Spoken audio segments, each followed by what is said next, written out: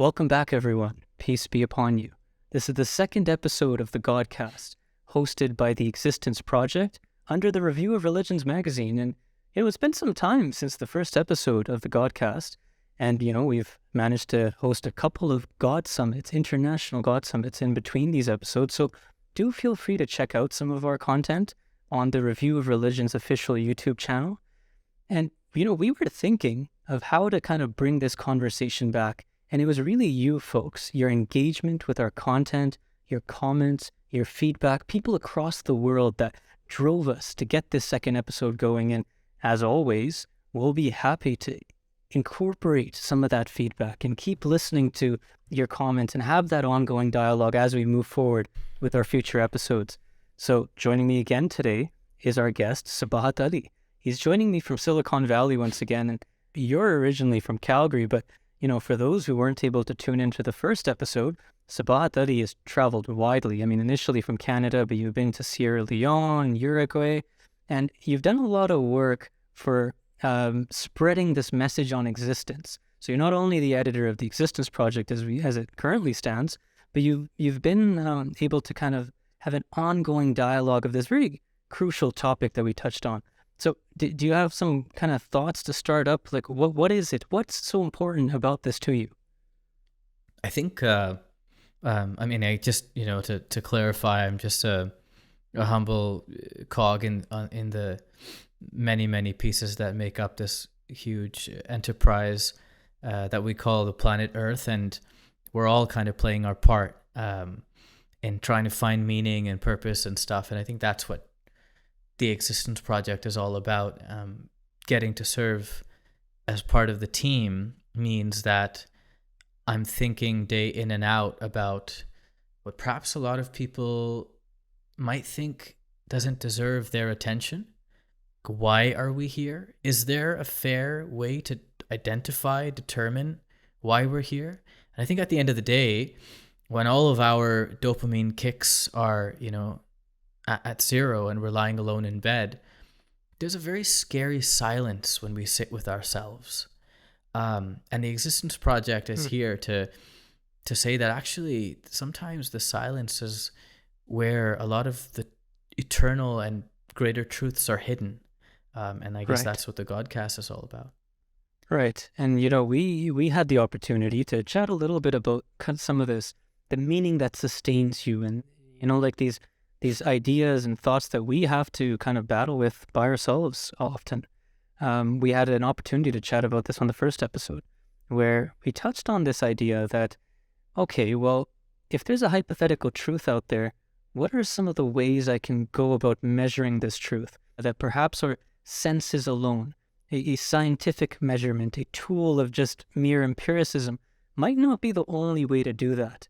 And I think I bring this up because this is an important direction that we want to chat about today, which is, okay, well, if we understand that there might be various ways to develop that meaning that you referred to earlier, or to ascertain some type of higher order truth that exists out there, what are those tools, right? Because, one tool might be that science might push us in that direction. One tool might be that rationality might push us in that direction. But as that famous book in our community goes, well, what about divinity and what about truth itself, or revelation as some people may call it? So what are your thoughts on that? Like, are there other tools kind of out there that might help us explore this thing in the cosmos known as truth? I think that sometimes, we discussed this before, sometimes the greatest evidence for water in the absence of water isn't water, it's thirst.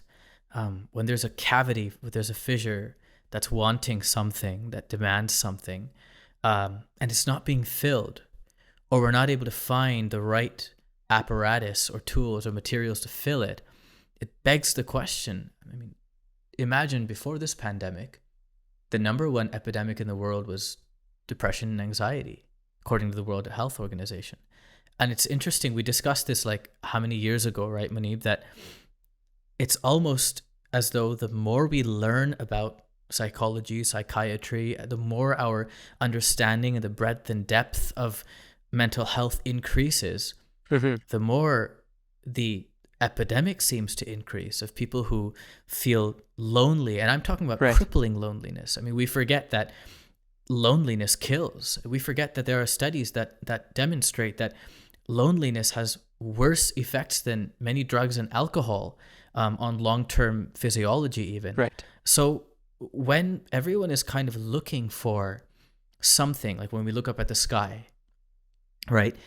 Of course, when we look up at the stars, I should say, into the cosmos, and we see those twinkling, solar bodies looking back at us, there's something existential that we feel, as though something beyond the physical is reaching out and wanting to know what's behind the behind, beyond the beyond. Right.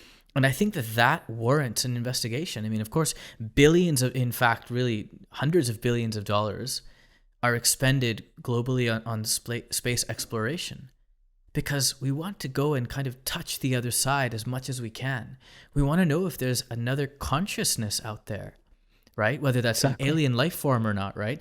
So it's interesting that we're just manifesting other variations of the original search for a higher consciousness that perhaps traditional religions have been talking about for thousands of years.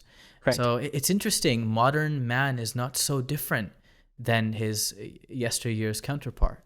Yeah, and I think the recognition of that circular, that locality of trying to always ascertain meaning is really important. It's an important understanding of history, and there's a lot of humility that's required to kind of think back and to really wonder, well, were these people just out of their minds, or was it something that was truly out there that generation after generation, evolution could not kick it out of their system, this idea that there's something out there, there's a meaning out there. I mean, for example, think about the 1960s, right? We had this huge psychedelic craze. These were some of our top-notch academics. You know, Berkeley this was did the a lot of intellectual research. brain mass of America, of course. Right. So, and they were very seriously discussing this. And I remember reading an article that kind of referred to this as at that time as some type of God substance, as a substance that can perhaps bridge your mind into developing that connection with whatever with whatever might be out there, right? Yeah. And then think about AI. We're no different today. We're not just happy with developing a script that's at the confines of what I program it to do. We're almost out there searching for a super intelligence, something that's above humankind, something that is self-sustainable to some degree, right? And to me, although that's not exactly it, it seems like we're itching forward and forward again to try and get to that question, like, is there something higher out there? And if there is, we're interested in it. And I think that's the main thing, is looking at where human motivations lie. I agree. You talked about this cyclical locality of us realizing that no matter how advanced we get or what variation of civilization we emerge as, we keep going back to this ingrained need to know, this obsession that we have with truth, even though we are the beings capable of the greatest falsehoods. And there's this beyond that tragic irony, there's something very important there. You mentioned psychedelics. I think that's one of my favorite examples for many reasons. Firstly, because we look at the brain neurochemistry, and if there is a way to emulate what a person experiences through regimen and prayer, and bring someone to, for example, who has spent a lifetime in a catastrophically abusive relationship, or is trying to recover from any number of great traumas. Right, like addiction, recently, for example. Like addiction. Addiction is like something, I think that's such a good example, because there's like almost no human being out there, very rarely, who will sit there and say, I'm not addicted to anything. Like the addiction literature is conclusive of years and years and years. And it is that all the neurochemistry of all forms of addiction is pretty much the same. So whether you're addicted to having that bags of chips that you're not supposed to have right before bed, or you're addicted to listening to music on repeat, or anything like that, any dopamine kick, this is like one of the, this is just a telltale sign, because when you talk about psychedelics, it's just the next step. And what's interesting is Johns Hopkins, because of some legislation opening up certain doors for certain drugs to be experimented with again Right. here in the US, has been playing with this idea of psychedelics. And one thing that there was an article in The Atlantic, I think, it claimed that one of the most conclusive or most consistent findings is that those people who have a trip on psychedelics, and they describe their trip as existential or spiritual. Right. There is not just a short-term, but a long-term behavioral transformation in them. That's interesting. I mean, I'm not saying that is a conclusive proof for either side of the argument of whether there is a God, whether there's, in the traditional Abrahamic sense, or if there's some, android AI entity in the way that people love to talk about nowadays. But what I am saying is that this is like so deep within us that even, something like drugs that alter our brain neurochemistry, they don't just alter our brain neurochemistry so that we have a bad trip or a good trip, because a good trip is defined as something that you enjoy in the moment and then it's great and it's the greatest feeling you've ever had and that's it. But to have long-term behavioral change, well, isn't that the claim that a lot of major world faiths have made for millennia? That when you experience or you touch that other end, it brings about a transformation. So it's interesting to... So I'm gonna ask you perhaps a funny question here. Would you then advocate, or I know perhaps you wouldn't, but what would you say for people who said that, well, perhaps I don't need those religious or spiritual pursuits then? I can stick with my psilocybin. Oh, nice. Well, I guess they should probably look into what psilocybin normally does. And I mean, these are not consistent in terms of the trips. What I refer to as that the consistency is across those people who describe their trips as existential, where they felt like they were standing before the truth of the universe, etc. Right? That's I really do want to emphasize that point. That's such an important point, where even the folks who advocate for like the good trips, for example, there's this layer, and they always tell you this, that you have to enter the act with a pure mind, with a true intention to want to experience a higher order. I think that's a really important point because of where this conversation is headed. That there's this intent that goes into it, which is crucial in determining whether or not you have a positive experience. I think that, that's a brilliant point, because if, for example, many people who talk about the search for God or the search for a higher power, often that's part of the conversation. We bring up, well, you have to have the right intention, right? And then the other side will say, well, if you have, if you're intending to find something, then, self-fulfilling prophecy, you're going to end up finding something that you might find something else and you'll dub it, oh, look, this was God, right? Good point. So how do we remain unbiased? But here's a group of people who are taking literally psychedelics, for God's sake, right? And even then they're told by people who are helping them, for example, Martin, right? So Richards, one of the doctors, supervised a gentleman named Martin's trip at the Johns Hopkins hospital, right? He and Johns Hopkins colleague, Roland Griffiths, were on an uphill climb to establish their field's significance into treatment of mental illness and addiction, with emphasis on psychedelics and their role. There's a great book as well from 2015 called Sacred Knowledge, Psychedelics and Religious Experiences. But what happened was that, like, when he came into it, they made it very clear that they were, like you said, they said, you have to, he sat on a couch, let's say call it game day, in a campus medical office, and it had been transformed into a calming living room with a statue of Buddha, airy paintings, these yellow kind of golden table lamps, smooth, shiny things that were not too shocking. And after he took his, psilocybin, which is really, for anyone who's not familiar, the hallucinatory compound in magic mushrooms, he kind of laid back, put a cover over his eyes, listened to classical music, and he says very quickly, he started to panic. He's like, the room didn't seem familiar to me. He threw off his mask. He's like, voices were not making sense. Ideas were not making sense. And he ran out of the room. So here is an example just for anyone thinking that, we can just pop some drugs and experience God, that's the direction we're in. This is the Right. average experience of someone taking psychedelics, right? Okay, so then how about let's cut to the chase. How do you experience God then, if it's not through psychedelics? Well, that's a very interesting question, because how does one want to define experiencing God? If there is a God that created all of us, upon which every particle of the universe depends for its existence, for its sustenance, for its maintenance and upkeep, Correct. then technically the fact that we exist, we are experiencing God all the time. Beautifully said. I guess the question is, how do we consciously, from one consciousness, my consciousness, to the ultimate consciousness, connect? Because when an inanimate object connects, or when a consciousness interacts with an inanimate object, it's different.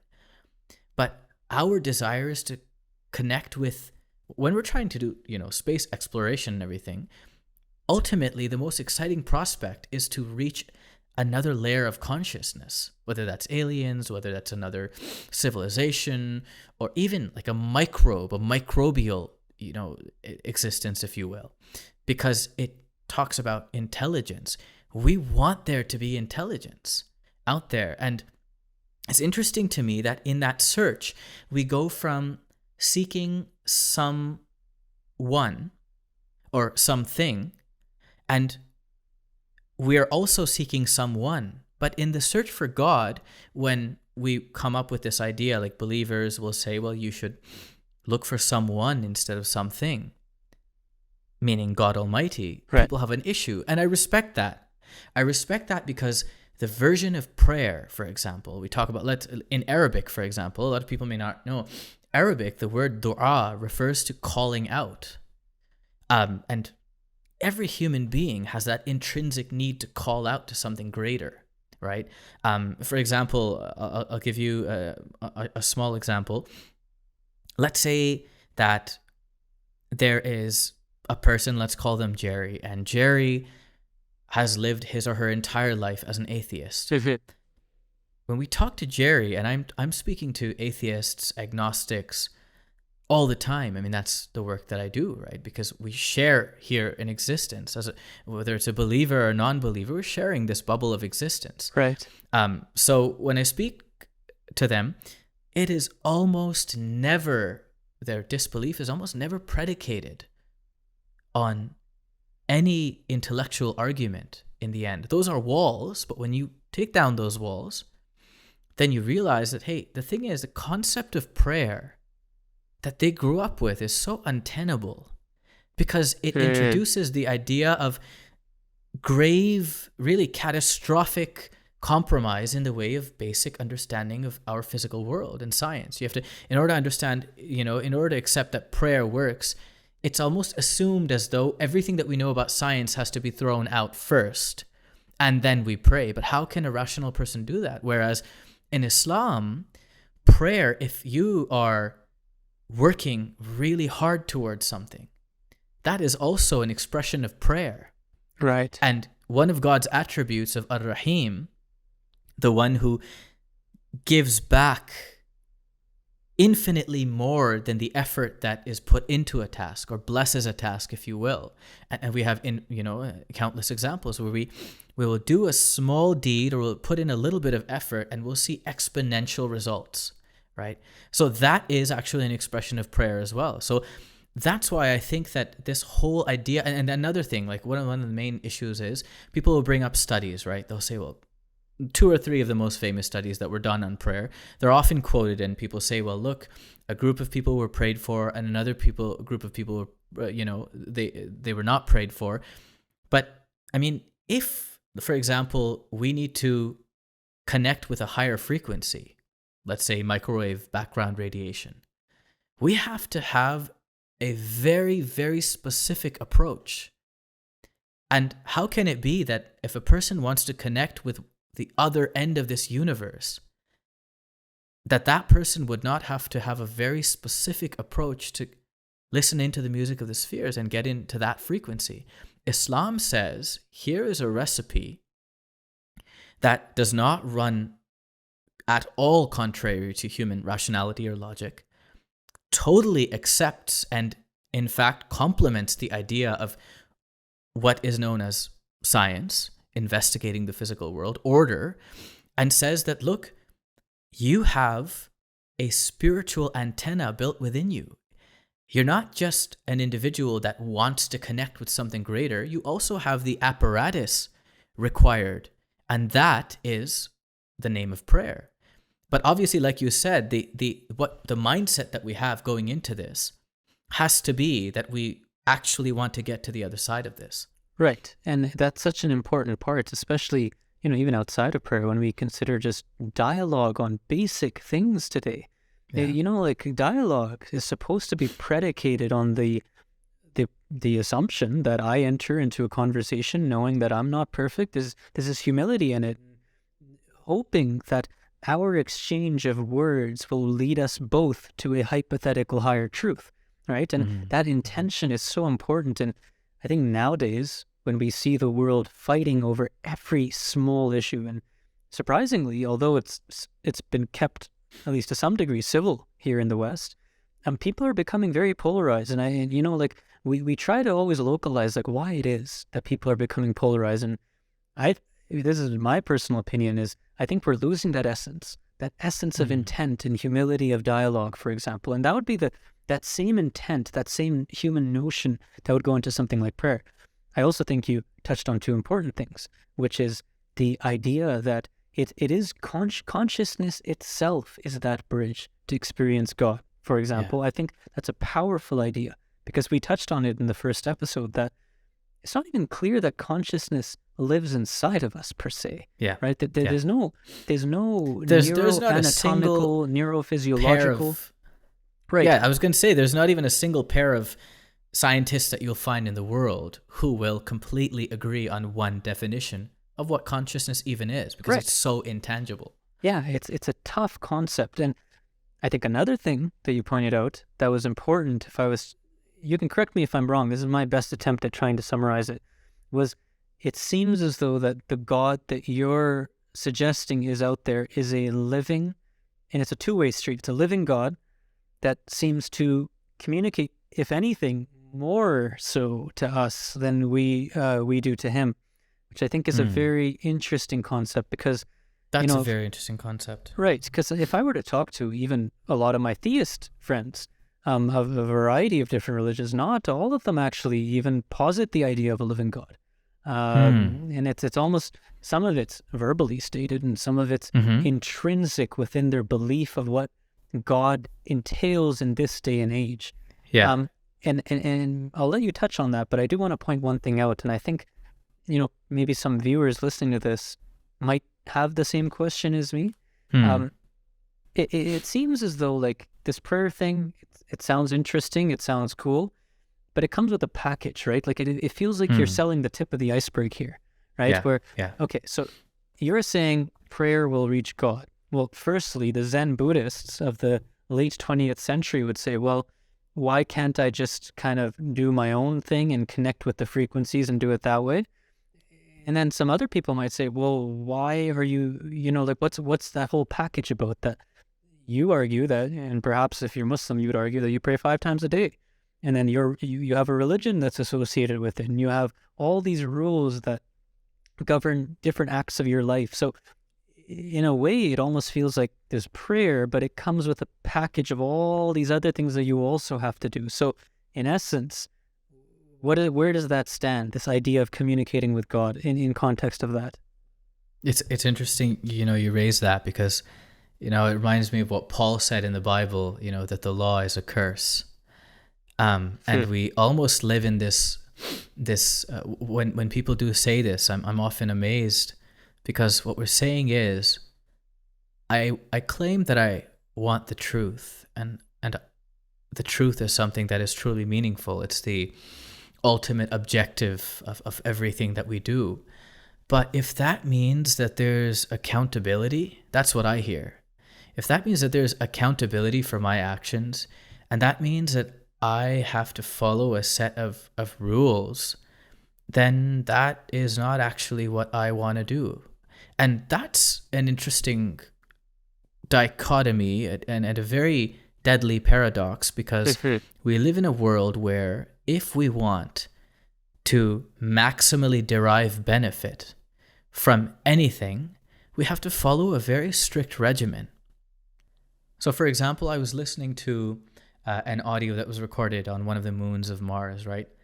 Fantastic experience, some, like spooky, ethereal, cosmic. Right. It always excites me. It's extraordinary what we're able to do, and I have this kind of obsession. I think we all really do when we find out, like, that we have to mention the James Webb. I think that's an even better example, right? When we're tuning in to something that is just beyond, and this is just beyond the Earth compared to the observable universe, right? This is like barely a neighbor. The ever expanding, I may add. The ever expanding universe. Thank you. So when we're trying to tune into that, we need technology and precision and training of such demanding exactitudes that it is gobsmackedly astonishing. And just to listen to that, so it's interesting to me that a lot of people who have become disenfranchised from religion, they don't want to follow a regimen. But I will also say that a lot of people have what I call church or temple or mosque PTSD, where it's not really their qualm on an existential level against whether or not they have a creator. Now, a lot of people are like, yeah, there's probably something there. It's, like you said, the baggage that they disagree with. And obviously, as we go through this podcast, I hope to explore the various facets and whatnot. But what I'd like to just say quickly is that if we are in the search for truth, and we found that truth, and that truth demands and tells us, look, if you want to live your best life and you want to become the most optimal version of yourself, this is what you do. You're going to take that. I mean, anyone who says that they're not interested in that, it would be very, burdened to try to disprove the multi-trillion-dollar health and wellness and betterment and optimization industry that is in our face every day. Right. I mean, I agree with that, especially that disenfranchised part that you mentioned earlier. I think I'm going to take it a little step further, because there's people, fair enough, who feel disenfranchised, or there might be people who don't want anything to do with organized religion or prayer or anything of the sort. I think there's a lot of people in between there that want to try, but unfortunately the infrastructure of society as it exists today, especially in North America, where, no one bats an eye to a 14-hour shift at work, right? Yeah. The scientific, the societal, the work infrastructure, it doesn't feel like it's set up to allow for that type of aspect of your life to actually be actualized. And the reason I bring this up is because... That's a very good point. Right? And I think part of the solution, if that's what we're going for here, right, is we're proposing solutions to some degree. Yeah. I think part of the solution would have to be this idea that we can't just convince individuals. There needs to be some society level change. Now, on the contrary, you could argue that, well, that societal change is going to come from the individuals. But I think in any case, it's an important thing to point out that people find it difficult to even accommodate. There's people living paycheck to paycheck, working unbelievable shifts, working all this time and effort, and let alone, let's say, in the Islamic context, which might be praying multiple times a day, or and observing fasts and doing all these things. People claim that they're having difficulty even keeping up with their kids' social lives and asking them how are things going. They're having difficulty having dinner on the same table. So in that case scenario, how would you suggest people could even incorporate something like this into their lives? Well, I have to appreciate the fact that you brought that up, because, like, for example, one of the longest running longitudinal studies analyzing the connections between happiness and health, ironically started during the Great Depression. 268, and then became 761 Harvard sophomores, became the basis of it. Today, less than 10 of them are alive. And basically, they studied them, then they studied their spouses. It became intergenerational. Today, they've found over 1,300 children and grandchildren of theirs, and they're studying them as well. Right. So, I mean, it's safe to say that it is one of the, if not the longest running study that wants to connect health with happiness. And what it found was that people's level of satisfaction with their relationships at age 50 was a better predictor of physical health than their cholesterol levels. Wow. You talk about sitting down at the dinner table, right? Actually, that requires a religious level of discipline as well. Prioritizing and these ideas of family values.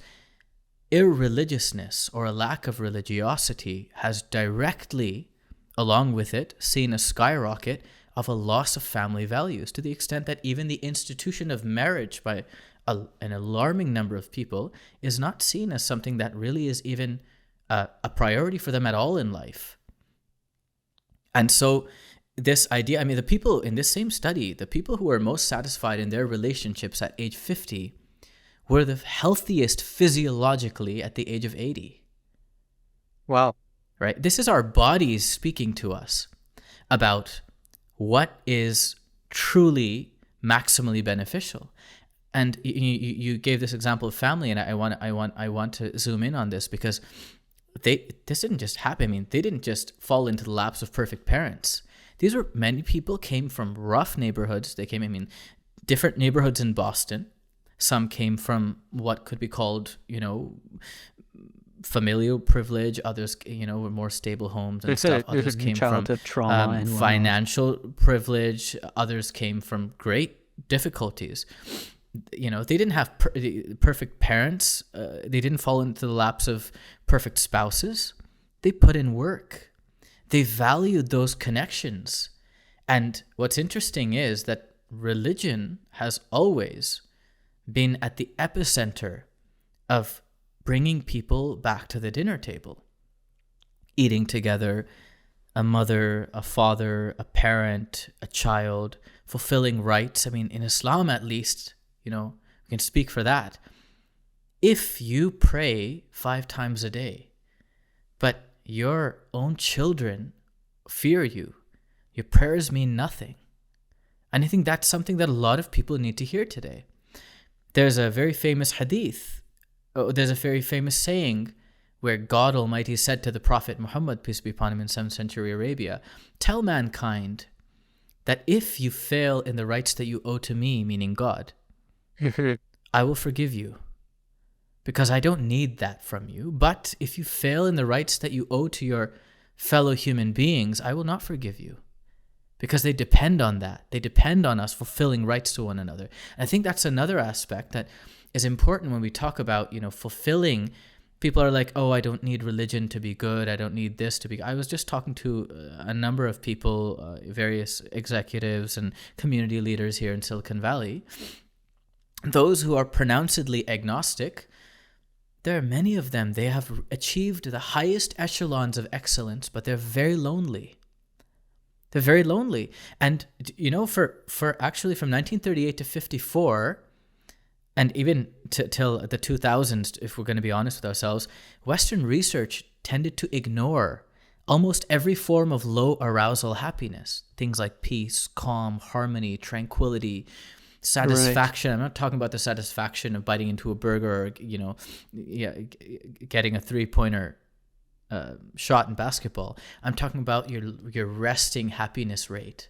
Right. And what is interesting is that it is very difficult to find any research done of people who appropriately practice their religious regimen and what their resting happiness rate looks like. Like, for example, the only brain imaging that we have that's famously quoted, that most people even think about, is, monks, Tibetan monks, who have spent no less than 60,000 hours completely cut away from the world, and then the level of, their brain chemistry is extraordinary. But it's extraordinary when they're meditating, and it's also extraordinary when their brains are resting. But the average person doesn't have 60,000 hours to cut away and go and live atop a mountain on a monastery. So this is why religion, at least the religion of Islam, says, look, you can actually balance the needs of your family, the needs of your personal happiness, your academic pursuits, your scholastic pursuits. God understands that more than anything. But keep a connection with God through prayer. That is the only extra ingredient. And I know a person will say, you mentioned it's difficult in the schedule today, right? Actually, it's not just today. Over 125 years ago, a biographer of the founder of the Ahmadiyya Muslim community, whose name was Maulvi Sher Ali, he was, may God rest his soul, he actually pointed out in the opening of that book that there are 5 reasons for irreligiousness. And at that time, the train had just come to India. I mean, generally, it was being built everywhere, and it was operational in many places. And he said, just because of the labor of this one thing, people genuinely don't have time to even pray anymore. And we see that along with, yes, that we have grown in many ways, but the overall loneliness, the loss of family values, the loss of personal satisfaction and then contrasted by things like the fashion industry and the food industry that is literally killing us from the inside out. So I think these discussions are worthy of revisiting with an unbiased lens, that there's more that religion has to offer and spirituality has to offer than we might think. Yeah. I mean, it's also really interesting. You brought up the monks, for example, who, like you said, can live thousands of hours in seclusion.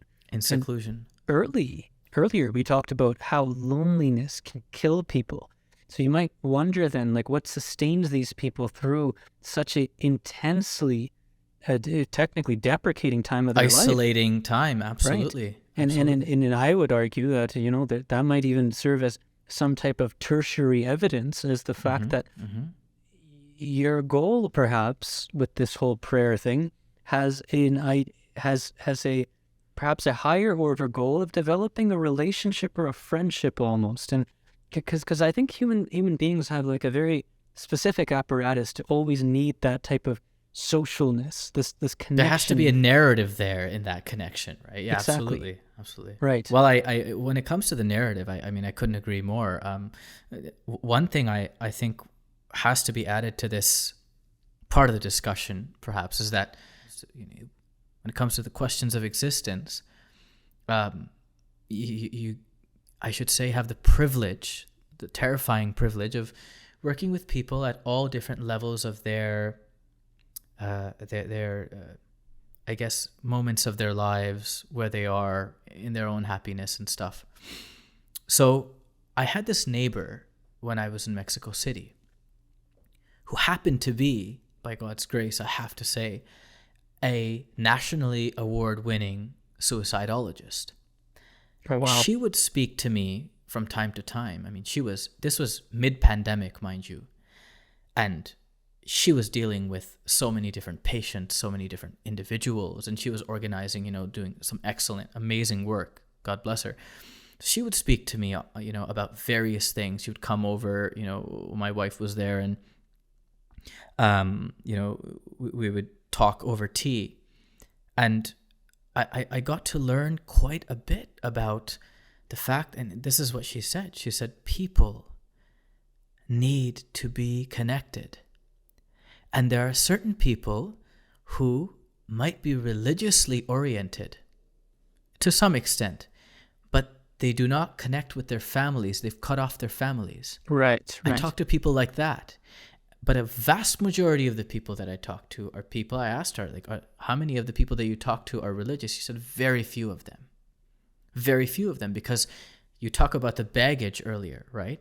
The baggage, part of that baggage of religion is be good to your neighbor. You have to have a friendly, healthy, good relationship with your neighbor. Be good to the stranger. Be good to the wayfarer, to the traveler, to the orphan, to the needy. And first and foremost, be good to your own family, because there's an accountability there. Nowadays, you don't like something that your mom says or your dad said, and, and that's it. And like, I'm moving out. But because we don't want the accountability. Let's be real. We should be honest with ourselves. In Islam, I'm accountable for every interaction that I have, especially with those closest to me. Exactly. My mother, my father, and that keeps me in check no matter what, no matter how much a person can say, oh, I don't need God to do that. That's not true, because you won't meet a single person who has absolutely zero belief in God, and they have their dealings with their mother and their father and on their kith and their kin and the wayfarer and the orphans and every strata of society. They're actively working toward trying to serve them. But at the same time, you'll find very few self-styled religious people, so-called religious people, who will do that. And I'm not trying to stand on the higher horse here. What I'm saying is, and I said this before in the first episode, that if atheists really believed that their philosophy made them a better person, then they would be competing with believers to be the better person. And if believers actually were convinced that my faith in God makes me a better person, then they would compete with their atheistic brothers and sisters in humanity to be a better person. And the net result of that would bring about peace in society in many ways. But unfortunately, either one or both sides don't believe it, or there is something left wanting in this discussion and dialogue. And I think they're both parts of the same coin. Most youth that I talk to, they say we don't need religion anymore because I can be good. I go to animal shelters and I do this and I do that. But everyone will define good in their own way. Mm-hmm. There's no idea of collectively working toward. Take this horrific earthquake in Syria and Turkey. Of course, it's in that moment for someone to try to say, well, the thing is, suffering, it's a part of the bigger picture. That's not the right time to try to play that card. And a lot of believers are doing that. They're saying, well, the thing is, God works in mysterious ways, which is, right, one of those one-liners. That's not no, at that time, that is not a godly thing to do. At that time, if you believe in a merciful, compassionate God, you are doing everything in your power to do whatever you can to help the victims and help those people who are devoted to making a difference on the ground. That's godliness. That's good. And if you believe in God, then you're also praying.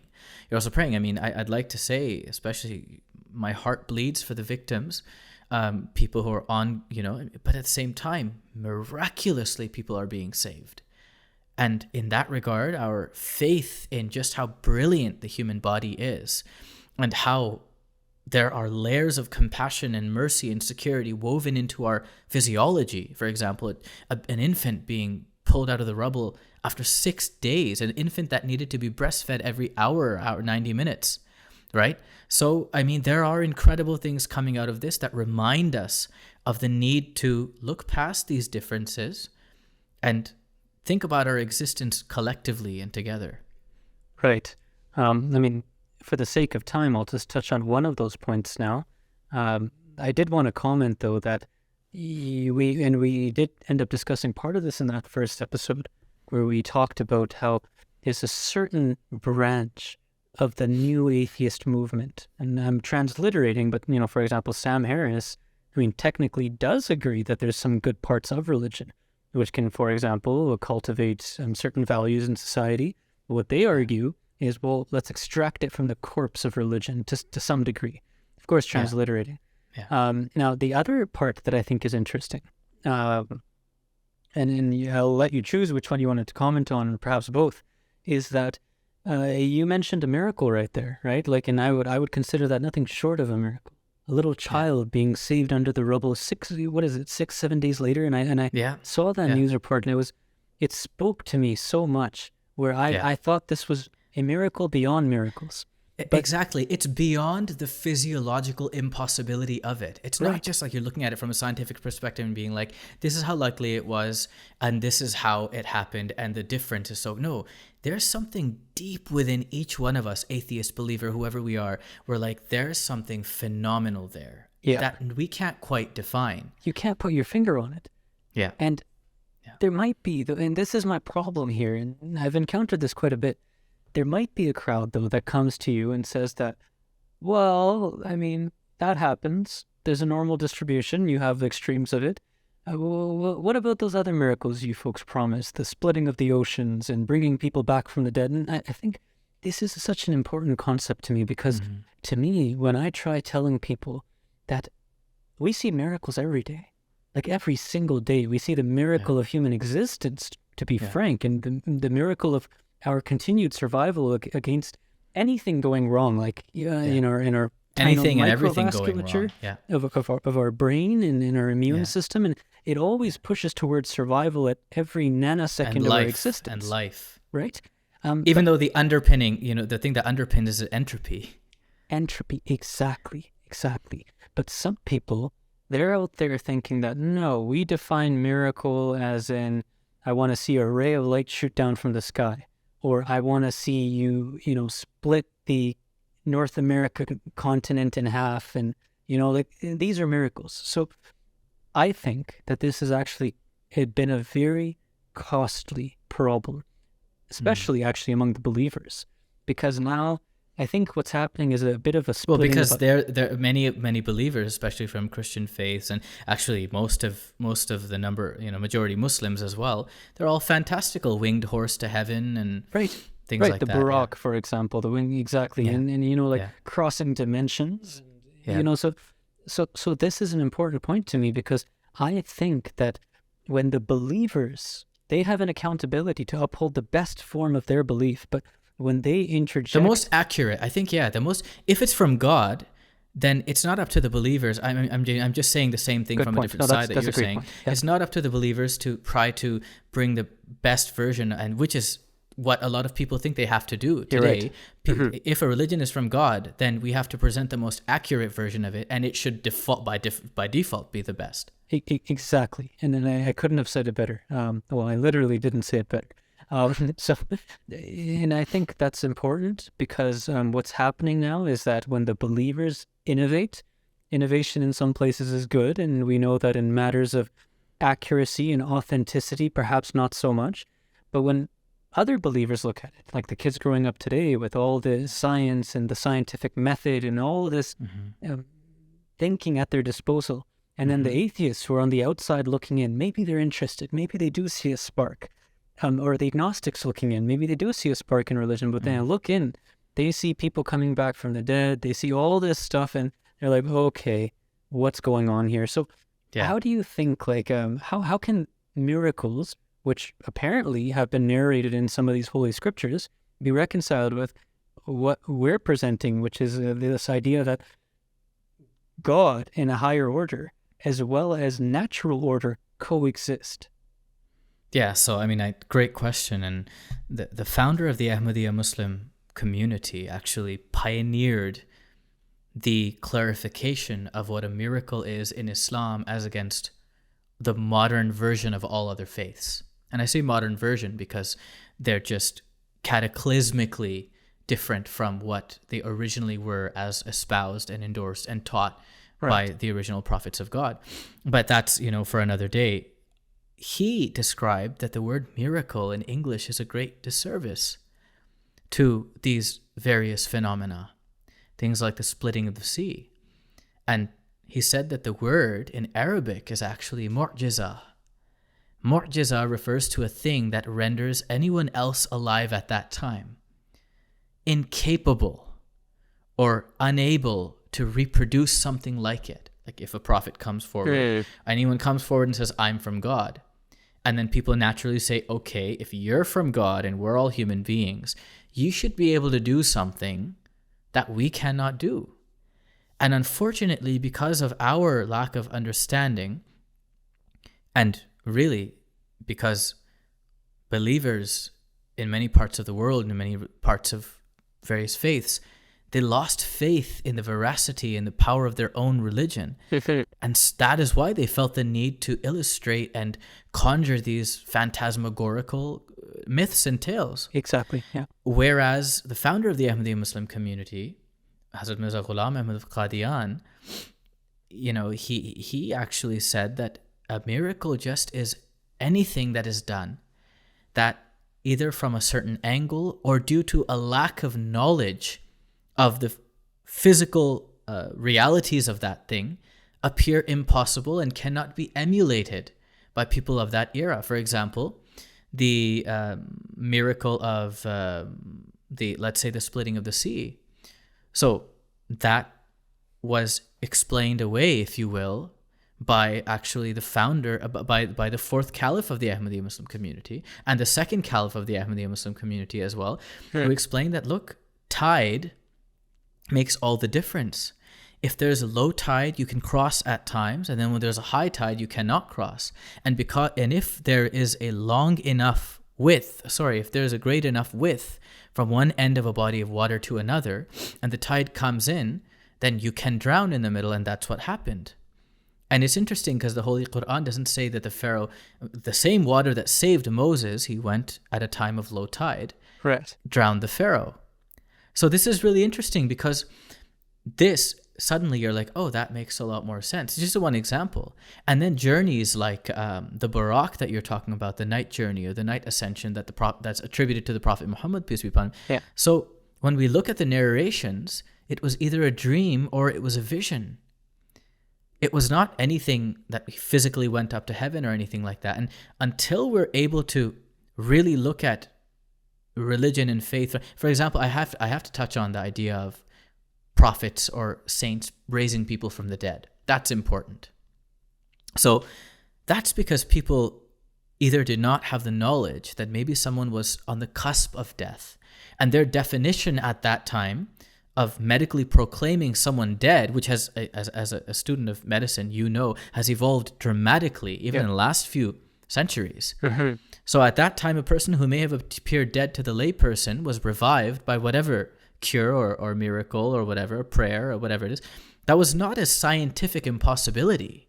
That did not run contrary to the laws of physics or chemistry or biology as we understand them, but our knowledge of what, for example, 1,000 years ago, if I had a piece of metal and I put it on top of my table and underneath that a magnet and I moved it around, it would be called a miracle by most societies. Actually, in a few hundred years ago, it'd be called a great miracle. I'd probably be burned, at this on the stake in many places for conjuring witchcraft. But that's just because our understanding of what was doing. The point is that a miracle has to be, if a person's from God, something that cannot be emulated by anyone else, right? So this is the nature of miracles, of course. And when you look at it that way, you realize, okay, you know what? That actually makes a lot of sense. Yeah. David Blaine and all these different people, magicians and stuff. Now it's, the overall standard of magic has gone up so much because of things like Britain's Got Talent and everything, right? Every Tom, Dick, and Harry is doing phenomenal magic that no one's ever seen. But before, even 20, 25 years ago, I remember growing up as a kid, every magician in Las Vegas on TV was walking on water. Yeah. So I don't blame when people are like, okay, well, what's so great if Jesus can walk on water and this magician in Las Vegas is walking on water as well, then there's nothing really great about that. Whereas the Islamic understanding of Jesus walking on water is that water refers to revelation. And Jesus Christ walking on water means that his entire mission was predicated upon revelation that people saw with such clarity as though they're looking at the water with their own eyes. So just a few examples. Right. And, I think in speaking to a lot of people, that part of that you mentioned where it almost feels like you need these crazy miracles which go beyond the idea of within the order of the natural universe, let's say, to exist in order for people to believe is actually a pretty big problem. I mean, frankly, I was having a discussion with one of my friends who is a theist, who is a religious person, and they were mentioning that, after reflecting, it almost feels like if religion didn't have this stuff, that they wouldn't feel as excited or exhilarated by it. And I think in a way that's really interesting because it brings out to how practical real life Islam, for example, actually is. Like, it's a real life. It's the same. It's your struggles. It's how you look at your family on the dinner table, for example. You talked about the reciprocal relationship between neighbors, for example. It's how you do justice, which is a very big ethical presupposition in Islam. Like it's like a very core ethical principle in Islam. So, and that's real life, right? Like these are the trials and tribulations that societies, again and again, going back to that cyclical fashion, face every single generation. And I think quite literally, to some degree, the rejection of seeing these everyday things as miracles, to see these everyday aspects of life being enough to satiate your desire for religion, is this rejection of to face the reality that actually is in front of you. Because of course everyone would rather go with Alice to Wonderland, right? Like why would anyone want to face the fact that there are people dying on the other end of the globe? And what is my first responsibility to my people and humankind? And what is my first responsibility, of course, in, for example, praying or towards God, for example? So I think to some degree, people gravitate towards these types of ideologies because then, well, they don't have to, in a way, confront some of this real live stuff, which says that, no, you don't have to raise people from the dead. You don't have to do that. You just have to do these basic steps, these small steps. You just have to learn to treat living people like living people. And that, it's Beautifully said. I also wanted to say here, I think, very quickly, I know we're probably closing this bridge, is when nowadays we are actually in a realm where people are very easily, triggered. They will stand up and defend what their version of truth is, tooth and nail, and fundamentally that's a very good thing. And you mentioned this last episode, but I think I have to say this once. A lot of conversations are being shut out today. Like, for example, if somebody goes to school and says that, look, this is how I see myself, that I have a certain, let's say, gender identity, right?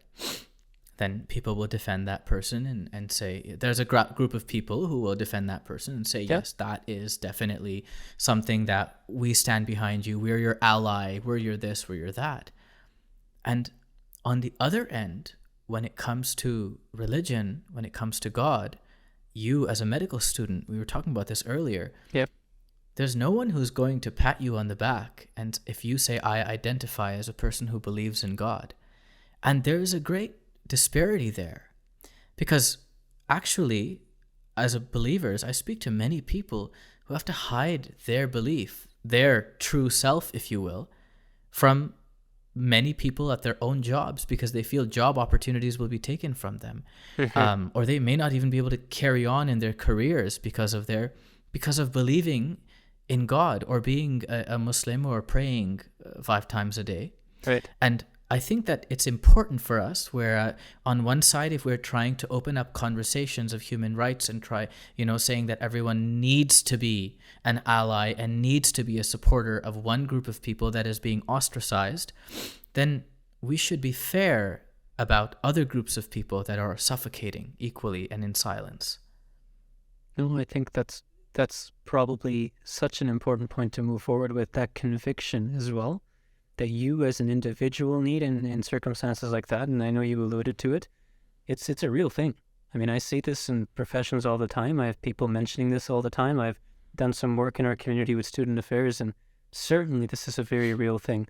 I know for a fact, myself included, there are people looking to finally, get into that, get more autonomy as they work, just so they're able to be more open about what it is they believe in and advocate for their community. I mean, we come from a very severely persecuted community, for the viewers who might not know, and it's so it's not just an aspect of believing, right? Because that's your contract with God, but there's also this: we are a community. We need to advocate for the persecution that's happening to our community. I mean, just last month, there's such a sad incident in Burkina Faso that I'm sure you know about, and people can Google that themselves.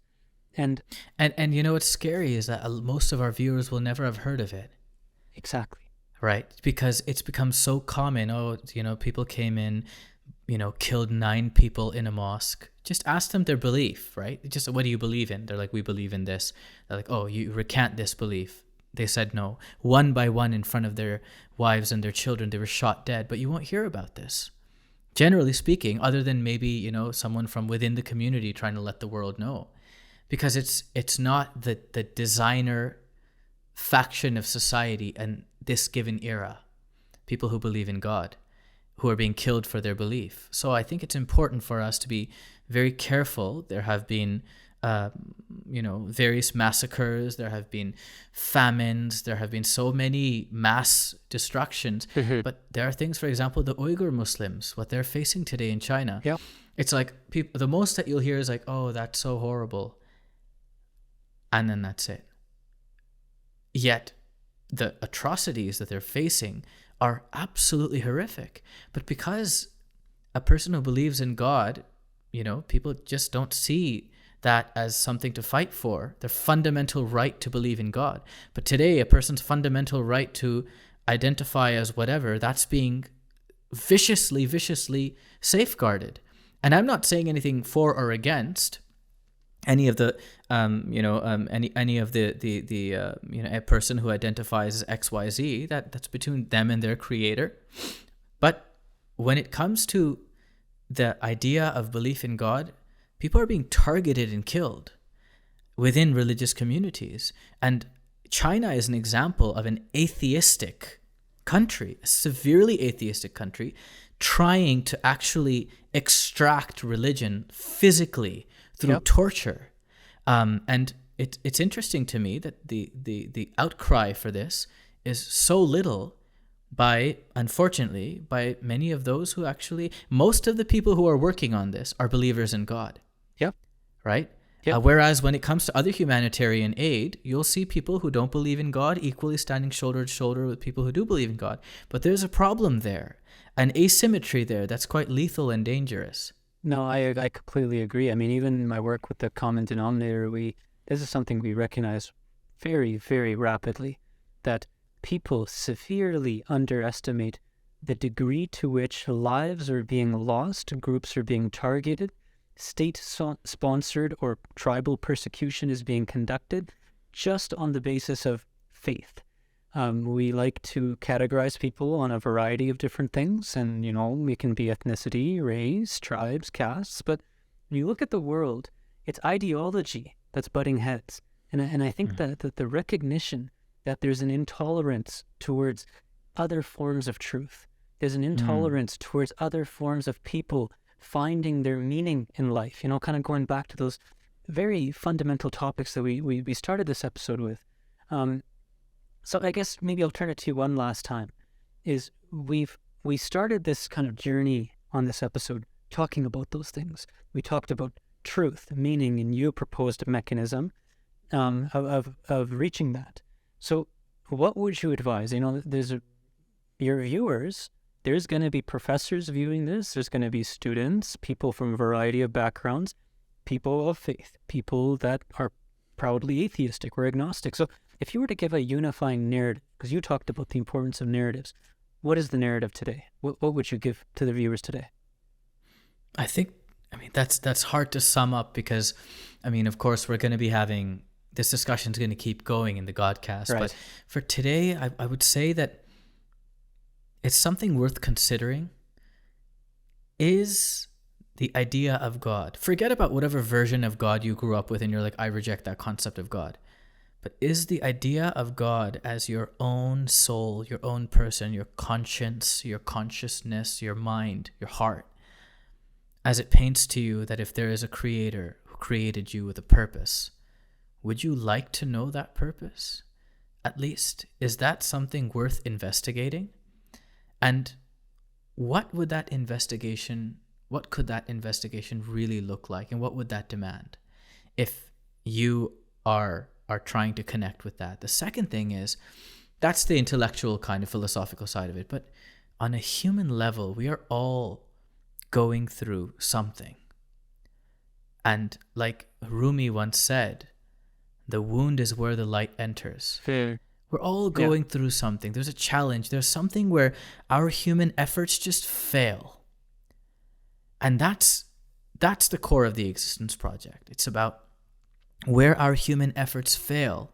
Those are opportunities where I always invite our atheist brothers and sisters, our agnostic brothers and sisters in humanity, and people who are struggling with their own faith and believers, to use those opportunities to humbly try to talk to God and be like, God, I need your help right now. I need you to come through for me. And that doesn't mean that you pray in a bubble and you just give up and you don't do anything. Like I said, human effort is part of prayer, right? The physical world and its laws and its consequences go hand in hand with the spiritual. Right. So what this will do is, if a person sincerely, without giving up, prays and asks, oh God, I need to know that you're there. I'm going through this difficulty or that difficulty, somewhere or another. I need you to tell me that you're there. Specifically, in a way that you know, as my creator, if you exist, I will understand. Right. That way we exonerate ourselves of that responsibility once we've done it. And we say, look, I've genuinely tried. But don't just blindly do it. Do it with sincerity, with humility, with conviction that if God exists, he will definitely reach out. And there are billions and billions of people who are who have testified to the fact that when this approach is used, God always reaches out. And I mean, in the end, we are just thirsty for love, to be loved. And if the most loving entity in existence is out there and it created us, love the idea of us enough that it created us, because after all, statistically, our not existing is astronomically more probabilistic than our existing. We are, within yourself, a miracle within miracle within miracle. I think it's something every human being needs to come to terms with and at least investigate once very seriously in life. Well, Sabahat, couldn't have said it better myself. And I think that with such a powerful thought, I do encourage our viewers tuning into this to really think about that and kind of allow not your mind, but your heart to soak that in. And as always, we have an open forum. Leave comments, leave feedback, things we might have missed, things you want us to discuss. We'd be happy to continue discussing this in further episodes. So, Sabat's no stranger to me, and he's the editor of the Existence Project. So we're going to keep this going, and we're going to integrate the best that we can, your feedback and your comments. So as for now, this was the second episode of the Godcast, and we will hope to see you very soon. Thank you and take care.